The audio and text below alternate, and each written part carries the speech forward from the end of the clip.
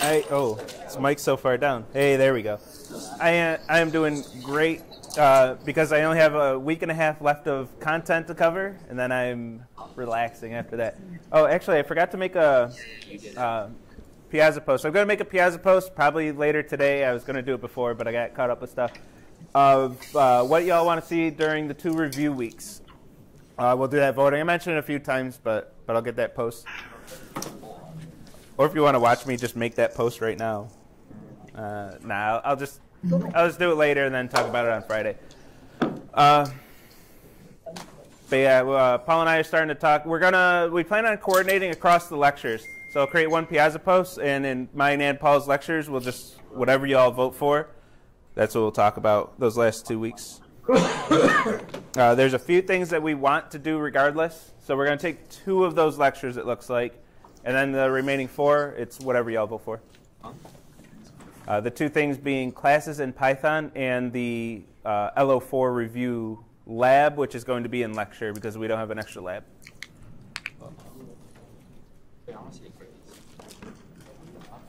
No questions in chat?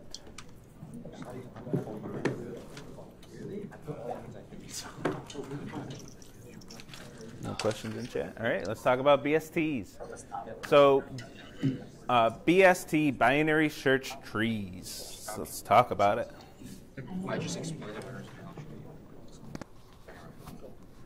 So this is the definition. I kind of spoiled this on Monday. So I'll just reiterate here. For a binary search tree, the definition, what a binary search tree is this. For each node, all of the values on its left subtree are going to be less than the value of that node. And all of the values on the right subtree are going to be greater than the value of that node. So all of these 3 nodes have to be less than 5. And all of these nodes have to be greater than 5. And this is true for every node in the tree. So for this node, everything over here has to be less than 2.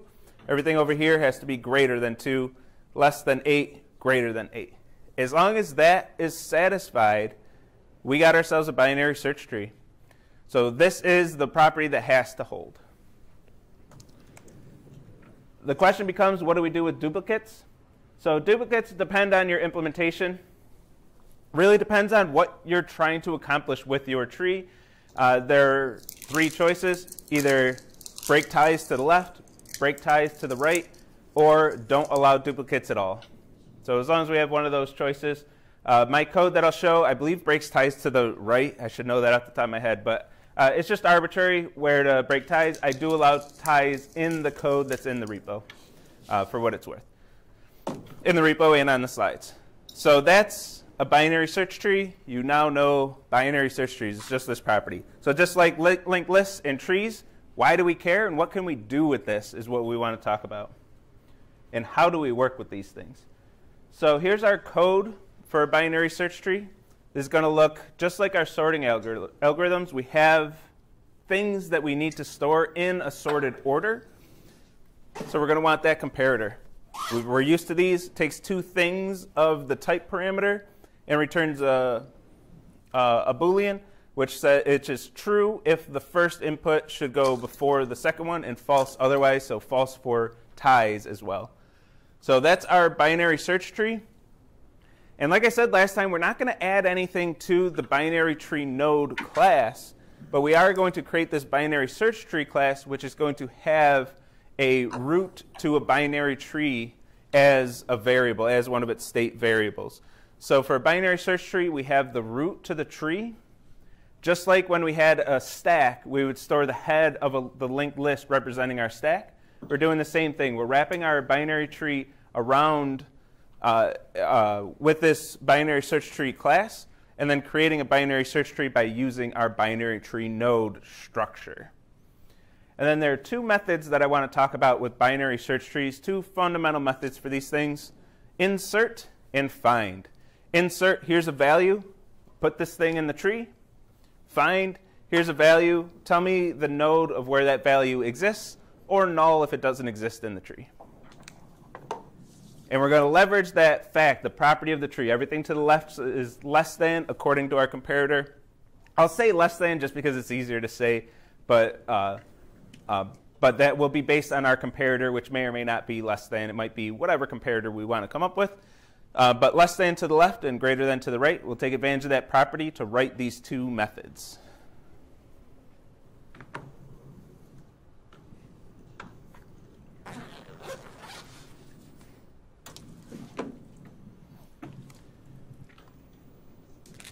So if we want a binary search tree that's sorting by the order that we expect, increasing order for integers, I'm going to create a binary search tree of ints and give it the int less than. The type parameter here is optional because it'll infer it from this function, since that function takes two ints. But I'm going to specify my type parameter here, because we did with the binary tree nodes, where there was a case where it couldn't be inferred. I forget, our stacks and queues, I think. Anyway, I want to call insert a whole bunch of times. And if I call find, I should get the node of where 4 ended up in this tree. So this is the usage. This is how we would use this code. I want to create a new binary search tree, insert a bunch of things into it. All these values should be in our tree somewhere. And then we can find whatever values we want. This should be a node with the value 4. It should actually find that node. And everything should be OK with that.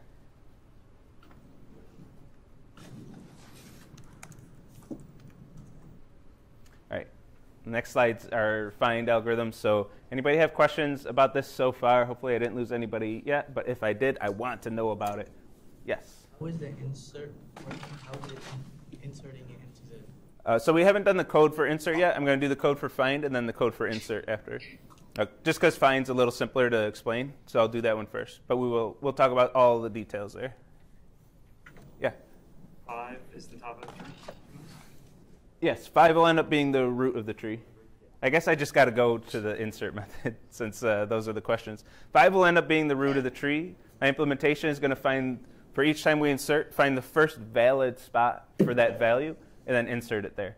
So 5, since the root will be null to begin with, 5 will become the root.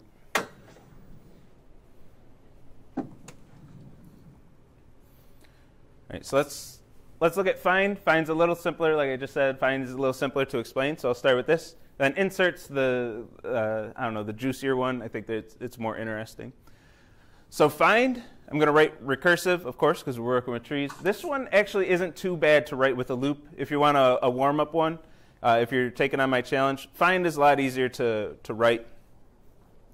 Find also is pretty much what you have to do with task 2. Take that as a pretty big hint. But this is basically what I'm asking you to do. So with find, I have a value that I want to find, and the node that I'm currently searching, which will initially be the root node. So I'm going to call this with the value I'm finding with the root node. We're going to start our search at the root, and then navigate this tree until we find what we're looking for or we find null. So if we're searching a node that's null, which sometimes the root will be null before we insert anything, the root is going to be null, the root itself. If the node we're looking at is null, return null to say that this thing ain't in this tree. We didn't find what we're looking for. It's not in the tree. So that's one of our base cases. And then we have 2 different recursive steps. Actually, we have 2 base cases and 2 recursive steps. So if the value we're looking for is to the left of this value, so we're going to ask our comparator, is this value that we're looking for, does it come before this node, this node's value according to this comparator? So if we have the less than operator, is A less than this node's value? If it is, recurse to the left. Make the recursive call on the left child of this node. If the comparator says this value is less than what we're looking for, recurse to the right. And thinking of this as the less than operator, if A is not less than this node's value, and this node's value is not less than A, I can infer that A must be equal to this node's value, and I'm going to return this node, because this node has what I'm looking for. And just a reminder, we can do that with comparators. Even though this only tells us relative ordering, the fact that it says true if the first parameter or the first argument comes before the second, and false otherwise. So ties are going to be false. So if I say, does A come before this value? No. Does this value come before A? No. Well, then they must have the same relative position according to this comparator, whatever the comparator is. Maybe these are strings with the same length, and we're sorting by length of strings. Maybe it's ints, like we're doing in this example. Well, not this code, but the example for the lecture. Maybe it's ints, and 3 is not less than 3, and 3 is not less than 3. I must have found 3. I must have found the value I'm looking for. That's true for any generic comparator. The fact that it's false otherwise, including ties, is important. Switch the parameters. If you get false both times, they're the same according to this comparator. So if they're the same, we found what we're looking for, and we're going to return this node and say this node contains the value you're looking for. In fact, it's the first node containing the value you're looking for if we're allowing duplicates.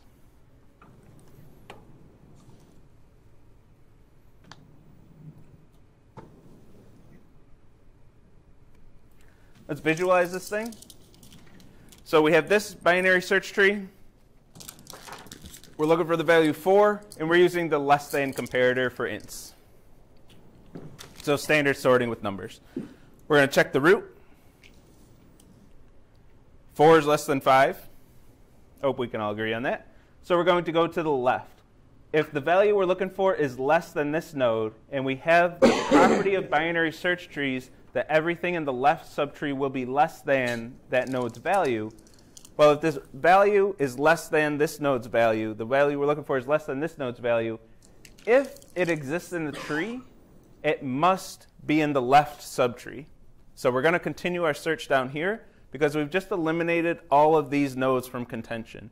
Everything over here has to be greater than this value, ignoring duplicates at this point. It's just because I don't feel like or equal to every single time.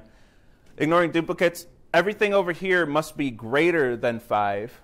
And if I know what I'm looking for is less than 5, what I'm looking for can't be over here. So I'm going to eliminate all of this search space and move on over to this node and recurse my process.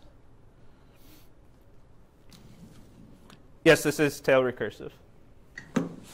So we're going to move over to 2, and we're going to say, I kind of use greater than in my slide, but we're going to say, is 4 less than 2? It's going to be false. Is 2 less than 4 is going to be true, which is going to tell me to move over this way.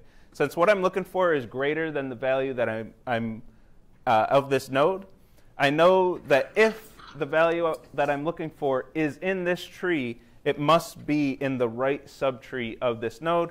It's either in the right subtree or it ain't in the tree. So I move over here. 4 is not less than 4, and 4 is not less than 4, so they must be equal. And I found my node, and I can return that node up the recursion. So return it, return it, return. So each time I'm making a check, I'm checking 2 values, I'm eliminating half of my search space. At this node, I make one decision, I eliminate half the tree. Over here, I make one decision, I eliminate half of the remaining values. So what we get in effect is the same performance as binary search. We're effectively doing binary search, but with a tree, with a binary tree, instead of in an array like we did before in 115.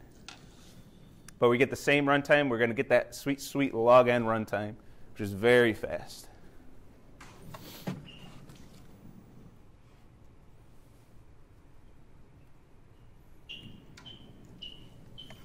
All right.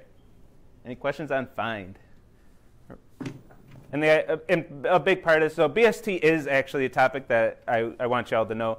But we're also getting reinforcement on what a binary tree is, as opposed to, that was a while ago, I guess, where like I don't care if you fully understand the state pattern, but I need to understand how that used inheritance and polymorphism. Inheritance and polymorphism were the big topics. This, I do want you to know BST. I do want you to know stacks and queues. There's no like extra topics in these. So I do need you to know BSTs, but we're also reinforcing the trees. So any questions on the structure of a tree or binary search trees or finding in binary search trees? Yeah. If you allow duplicates,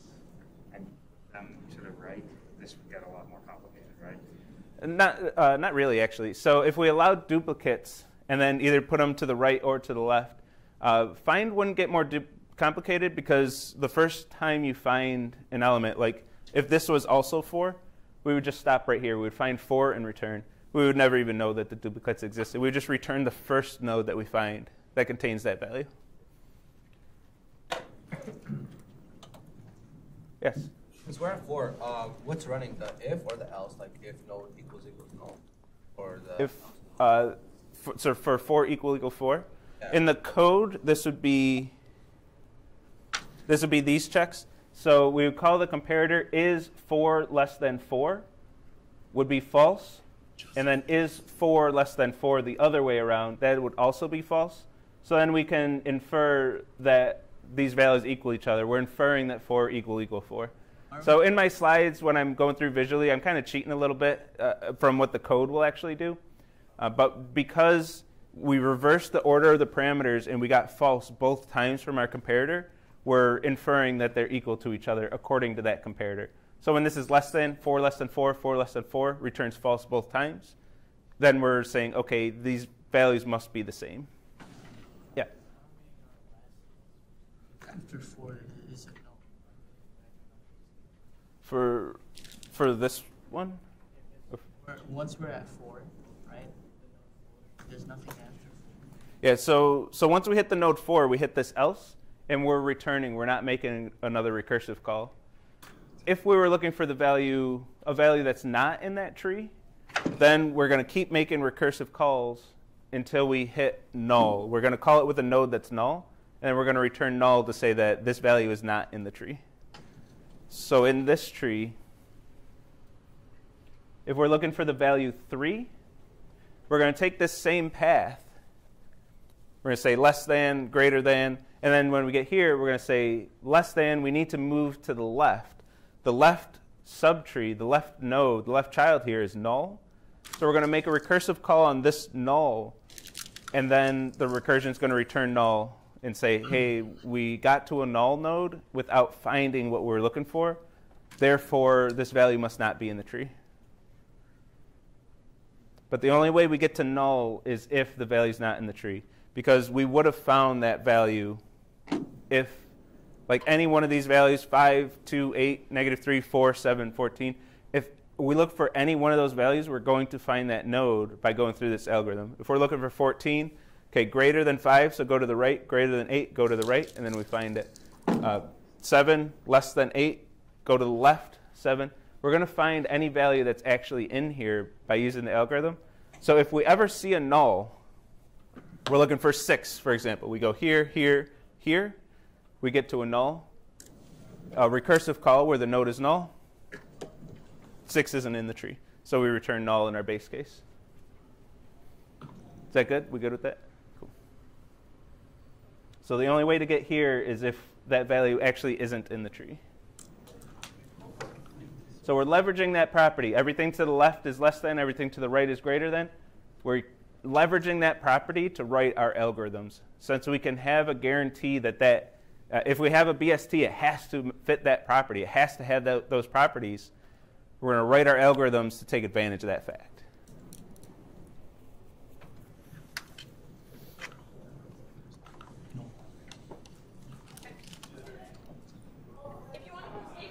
That's generic. In my lecture examples, I tend towards ints just because I think it makes it more clear when I'm introducing the topic, but they can be anything. On Friday, Paul plans on doing a tree of strings in his example. I don't know if I'll go down that road or not, but if you want to see a tree of strings, Paul's Friday lecture will blow your mind. Is it possible to have values less than the root on the right side? No. If we did, it would not be a binary search tree anymore.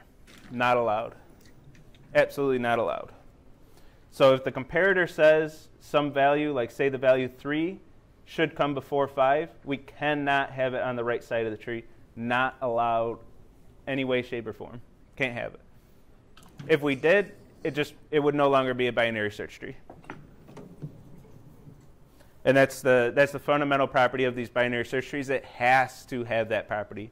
Can't have anything Like this node can't be 3, can't be 4, can't be anything less than 5. Same with any of these nodes. Can't have it. Won't allow it. The computer science gods would be upset with you.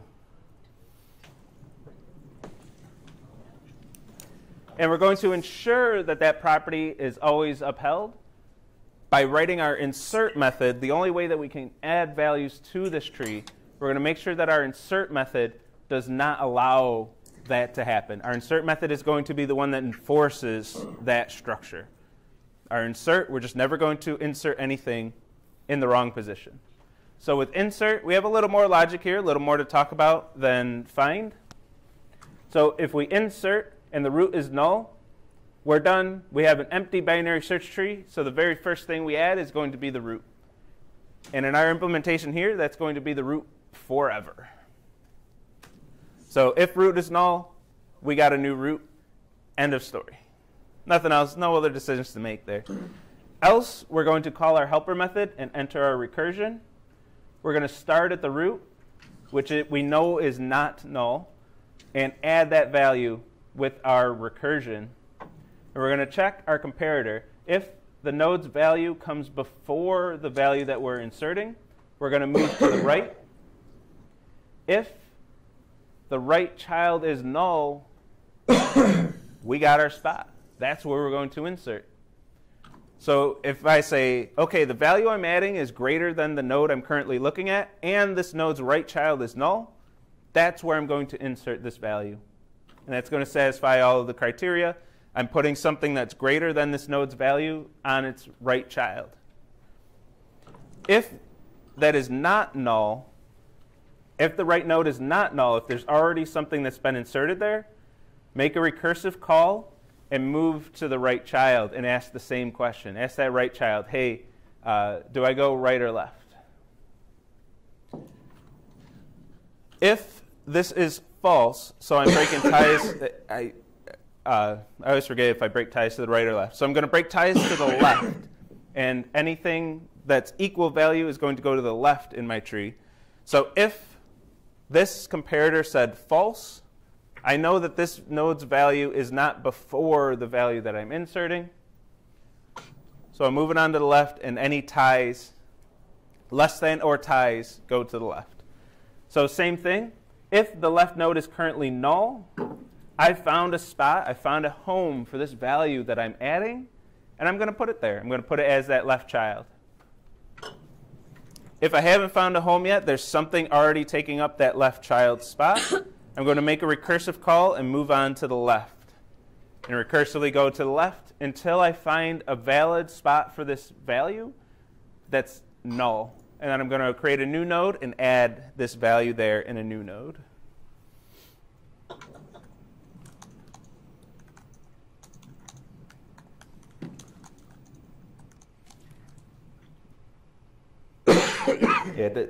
Yeah, Nicholas has this answer, but it depends on your situation. It's not standard to have every tree be a binary search tree. For example, the homework.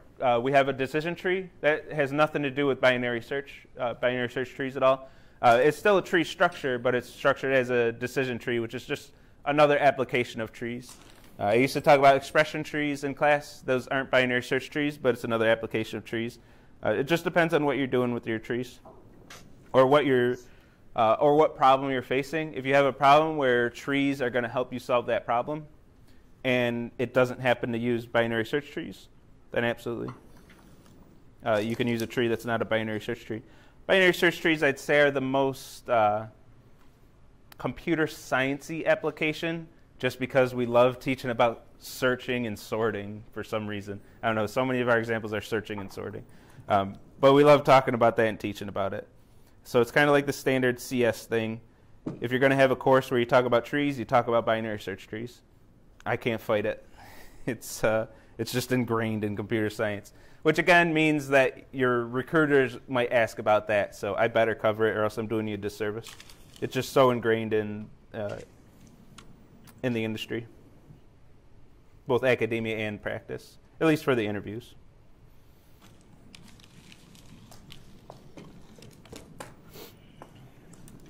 Yeah, and root is, so I'm excluding part of the class. I'm excluding the rest of the code here. But we're filling in the definitions for these two methods. That's what we just did in those 2 slides. But this, the rest of this stuff is here. So when I access comparator or root, I'm accessing the state of the object that we created of type binary search tree.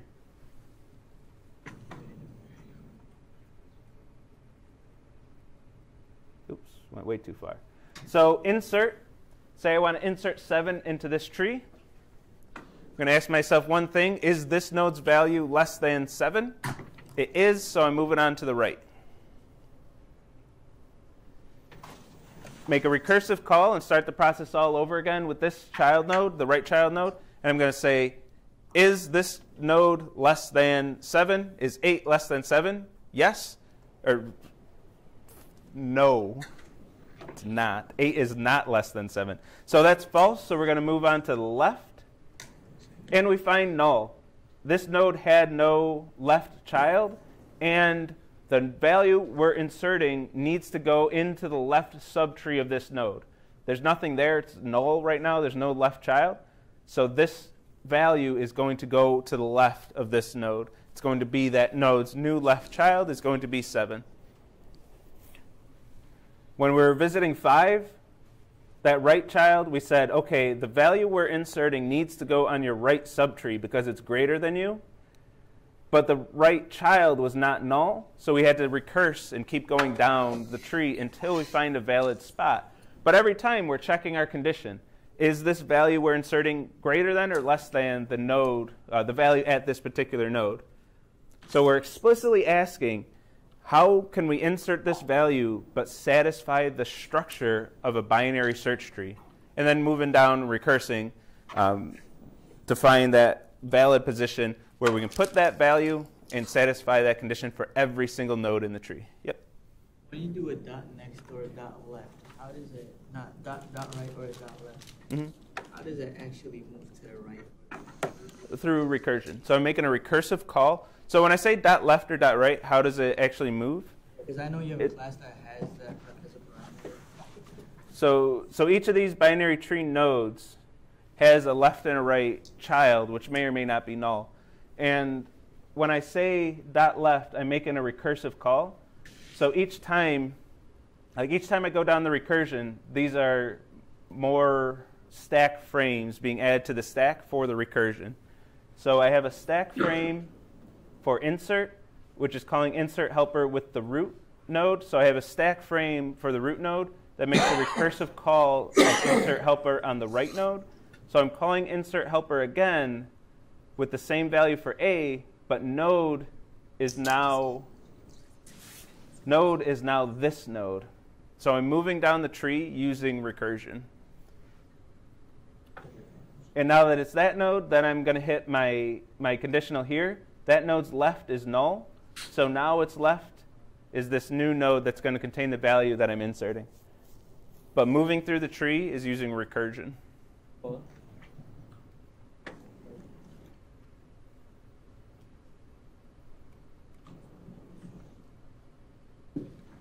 And that's our tree after we add 7.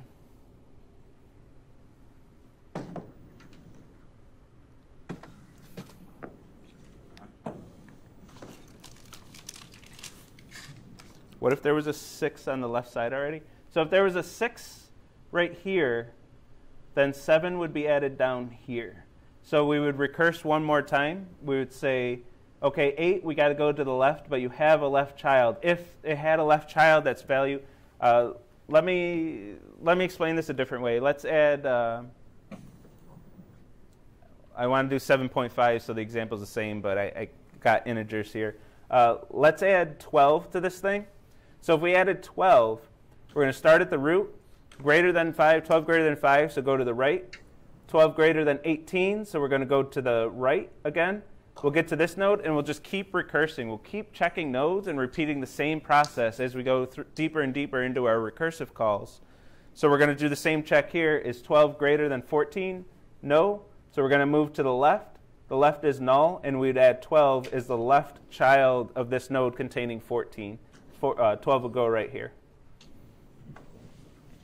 And this is actually the tree that's going to be created from this code. So 5 is the first value added, so it's going to be the root. 2 is the second value added, so it's going to be the left child of 5. We're going to go to the left. That's null because there's only one node in this thing. So 2 is the left child. 8, look to the right.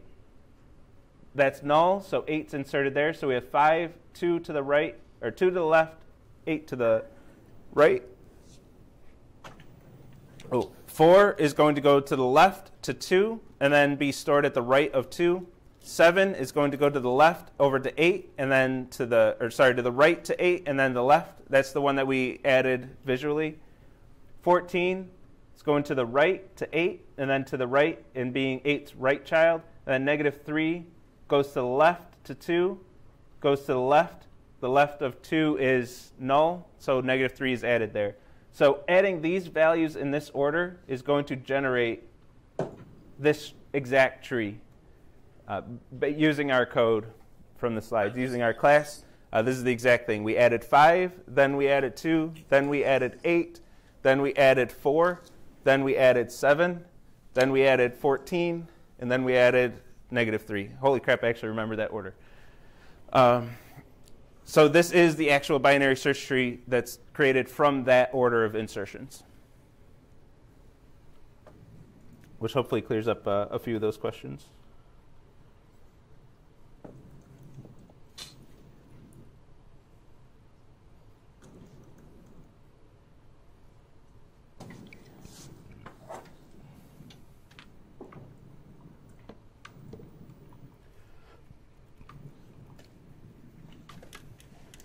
How are we feeling about that? We got our find, we got our insert. As far as concepts, that's what I want to talk about, BSTs.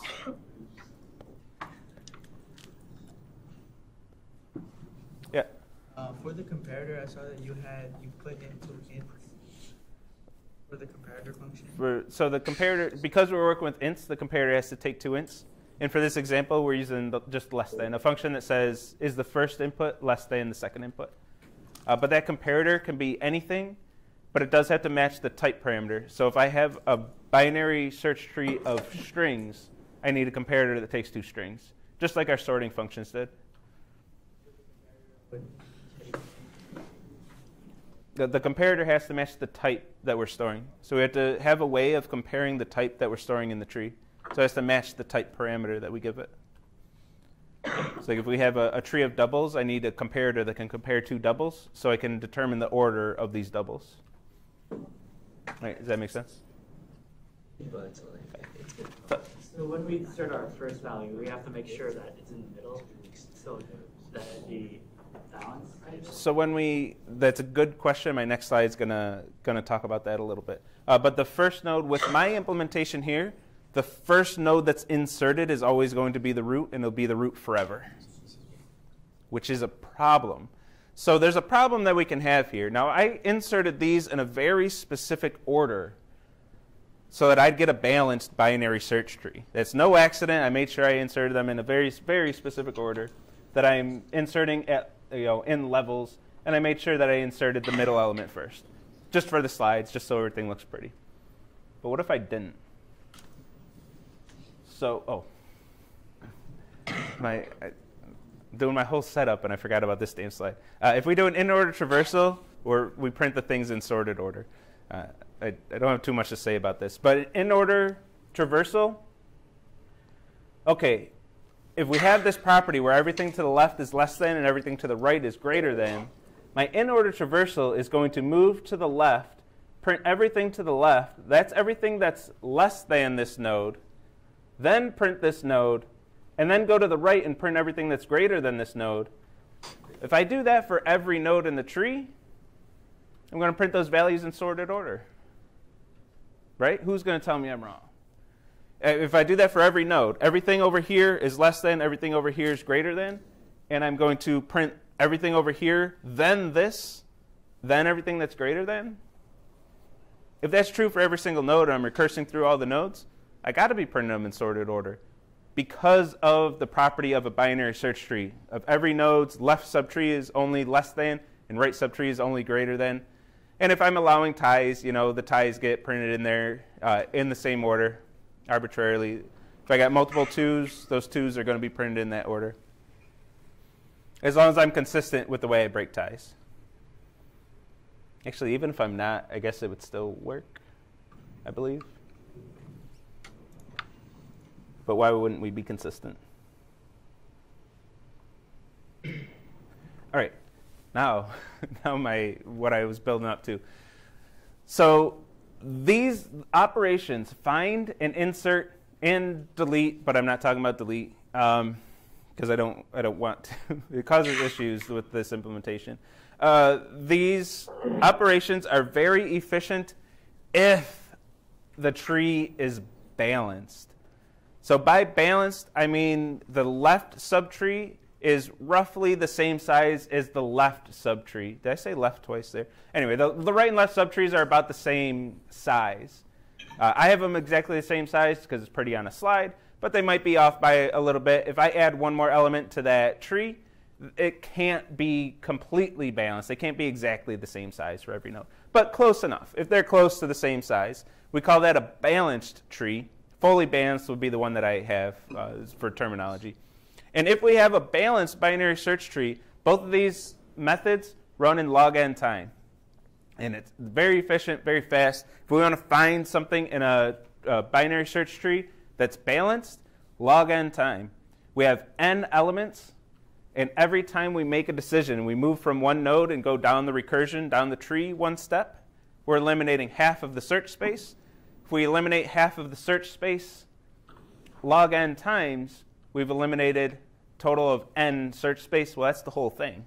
So we must have either found what we're looking for or found that that value is not in the tree. And it's the same for insert. Insert is basically find, but once we get to a spot where we can insert that value, we're going to add a node instead of returning the node. But it's essentially find, assuming that the value is not in the tree. So log n operations, our tree we say has log n depth. To get from the root to any node takes at most O of log n steps. If our tree is balanced. But what if it's not? So like arrays and linked lists, by the way, take O of n for both of these operations. Very slow. To do find or insert into a linked list or an array, unless your array is sorted. But if your array is sorted and you want to keep it sorted, you have O of n insert, and then you can do binary search to find. Linked lists, since you have to traverse the list to find the location to insert. Like inserting is O of 1, but finding where to insert, especially if you want sorted order, is going to be O of n. These data structures just don't do quite the same thing as trees.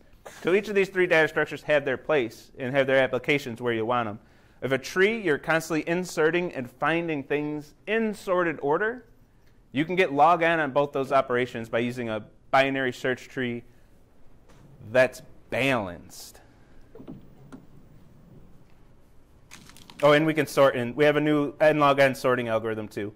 If we can insert in log n time and we insert n elements, we just sorted, and then do an in-order traversal, we just sorted in n log n. So we have a brand new n log n sorting algorithm that's not merge sort. So that's your second efficient sorting algorithm, which we haven't really completed because this is a big if.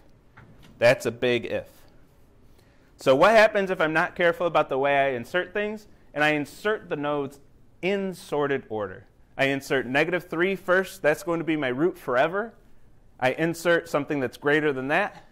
That goes to the right. I insert 4, greater than, goes to the right. I insert 5, greater than, insert to the right. 8, you get the idea. Oh, I do 8 before 7. I'm supposed to do 7 before 8. But if I flip these two, insert 7, insert 8, insert 14, everything goes to the right. I basically got myself a linked list here. I'm going to get O of n operations. O of n find, O of n insert. If I'm not careful with the way I'm inserting, or more generally, if the search tree is not balanced, this is a problem. This is a problem that I'm not going to solve. We get O of n operations very slow. This is something that CSE 250 is going to solve. It does not belong in CSE 116. We've done enough with trees. The idea of a binary search tree, how to find and insert in a binary search tree, and just the structure of trees in general, references. We'll do a memory diagram on Friday. Like, we've done enough trees. So in CSE 250, you're going to learn how to insert into a binary search tree in log n time, even if you insert in sorted order or any arbitrary order. It'll always be log n. And the way we do that is through self-balancing binary search trees. So the way these trees work is when you insert, once the tree detects that it's sufficiently imbalanced, it'll restructure itself. So in our tree, like that first node is going to be the root forever. In a self-balancing binary search tree, you're going to insert, get this 2 to the right, insert, get this 4 to the right. And at this point, your self-balancing binary search tree is going to be like, yo, we're getting pretty imbalanced here. And it's going to rotate, change 2 to the new root. -3 will be its left child, and 4 will be its right child. And there are all kinds of algorithms of how to do that, when to fix the structure. But self-balancing binary search trees will fix its own structure to maintain the balance, and also maintain log n insert and log n delete, even well maintain the balance. So fixing that structure also has to be done in log n time so we can maintain our efficiency. That's all 250. So I'll foreshadow 250 a bit there. I'll let them talk about AVL trees and red-black trees, which are 2 different approaches to building a self-balancing binary search tree. He'll talk about them for like 2 weeks until you're sick of hearing about them. But for now, suffice to know that those do exist, so we can actually use these, or else it'd be a dead end. It'd be like, well, you have to be careful with how you insert, and if you're not careful, then you can't really use these things, so they're not really practical. What if your data comes in sorted? What if you're reading live data, and it just happens to be sorted? You're screwed. Nope, we're going to use self-balancing binary search trees. And we talked about duplicates already.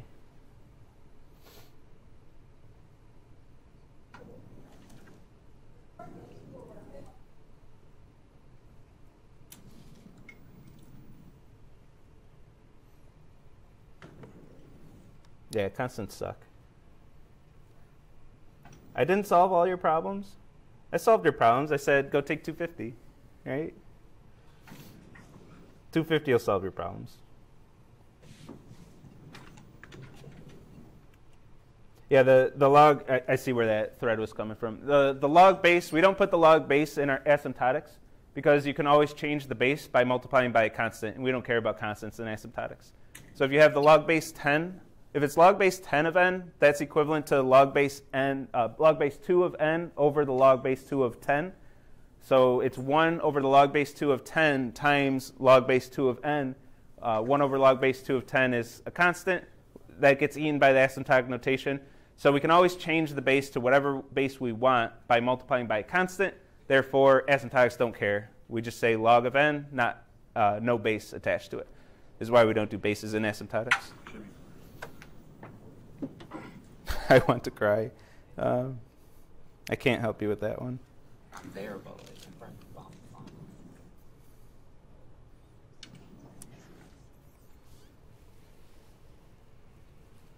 all right, I want to.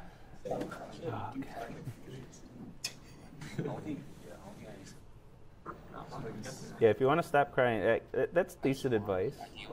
Application not responding. Come on, 2 days in a row, I'm going to get IntelliJ.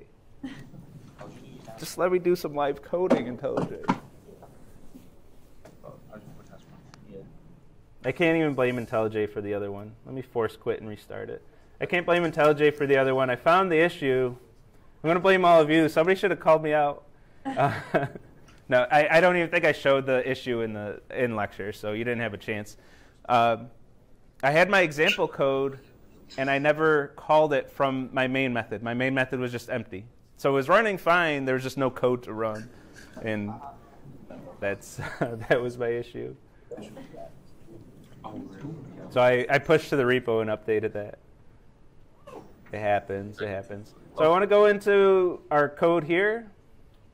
I want to try to get test cases. Since I don't require test cases for task 2, I think we can talk about it pretty quickly because I want to reserve Friday for a big old memory diagram for 50 minutes. It's going to be awesome.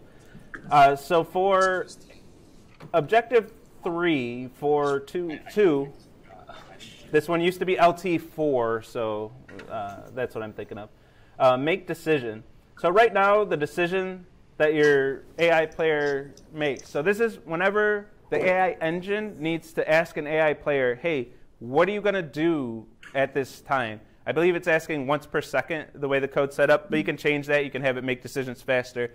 But it's going to say, what do you want to do? Right now, it's going to move itself in a random direction. Just any random direction. It's going to pick a random direction, move in that direction for, I think, 1 second, maybe 2 seconds, and then pick another random direction and move in that direction. That's what your AI do right now. What we want them to do is navigate a decision tree, and based on the state of the game, navigate that tree and make decisions as to what to do, more informed decisions. So this decision tree is a binary tree node of decision tree value, and this is the part that I want to explain. Decision tree value is an abstract class. Welcome back, OOP. It's going to be an abstract class that has 2 methods, check and action. Check has the property where it's going to return a negative number if if you should navigate to the left in this decision tree. A negative number says, hey, let's go to the left. A positive number says, let's go to the right. So make your recursive call on the right child. And if it returns exactly 0, that means that this is an action node, and whatever action returns, that's your AI action that you should return. AI action, we should probably hop over there too. AI action is another abstract class that's extended by either move, stop, fire with direction, or fire. So these are the 4 things that can be done, the 3 things that our AI players will do.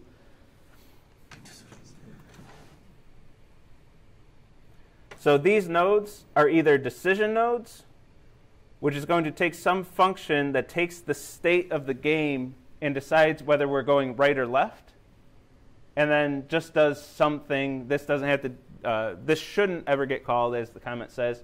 Or it's going to be an action node, which just flat out returns 0 and says, hey, if you made it to me, I'm the node that tells you what you need to be doing. The decision has already been made, and this is what you're going to be doing.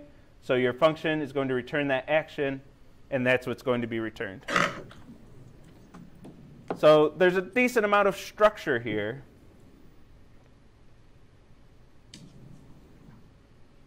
But for your purposes, you have a decision tree node. Its value is a decision tree value. And you're going to call its check method. If check returns a positive value, oh man. I forgot which way it goes to. If check returns a negative value, you're going to go to the left, and you're going to check that left subchild and say, hey, what do I do? If it's positive, you go to the right and say, hey, right subchild, what do I do? By calling its check method until you get to a node. So keep going down the tree until you get to a node that returns 0, and then whatever it returns for its action method, just return that. So most of that structure that I explained with the nodes that take functions, a lot of that you don't have to worry too much about. You go navigate this tree until you get to something that returns 0 for its check, and then return its action. And then I'll do this part in like 0 seconds here. There is a decision tree. If you're curious how the AI is making its decisions and how to set this up, there's this decision tree method in the AI actor class that looks like all of this. And if you think, you can start reading through that code, and if you think that code's confusing, if you agree with me that that code's pretty confusing, then you understand why I'm not requiring testing, because it would go from a really easy task to an extremely difficult task if I required testing on that one. Paul agrees, by the way, too. Paul's like, yeah, let's not do testing on that one.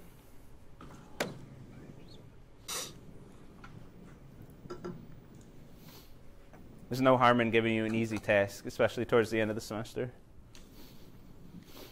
Test 3 will be pretty tough, though.